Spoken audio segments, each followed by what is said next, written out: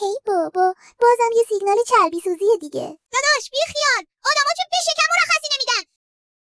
نصف گیرنده های ما خوابن. دیدی؟ نمیتونیم بسوزیم. وای لعنتی، داره میدوه. قلبی و مات، ریلکس باش، ما لجبازیم.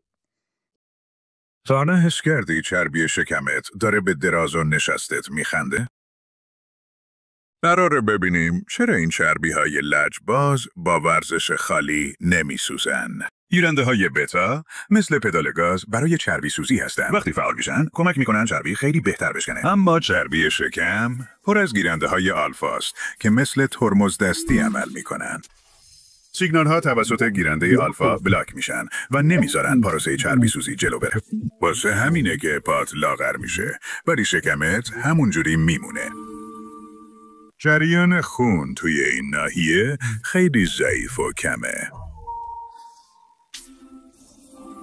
سربازای چربیسوز اصلا نمیتونن به این منطقه برسن.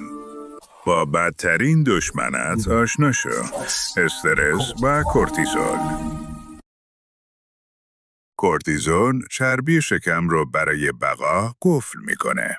آهان، انسولین و فاستینگ قفل این سلول ها رو باز میکنن. کل بدنت رو تمرین بده. وزن بزن تا عضله بسازی. عضله سازی باعث میشه جریان خون به زور وارد این بافت لجباز بشه. اما اگه هیچ کدوم جواب نداد، بعضی وقتا ما جراحا باید وارد عمل بشیم. جراحی های باریاتریک مثل اسلیو یا بایپاس راه حل علمی برای چاقی مفرط هستند. برای اینکه ببینی جراحی چاقی برات مناسبه یا نه، ویدیوهای دیگه من رو از دست نده. اگه میخوای رازهای بیشتری راجع به بدن بدونی،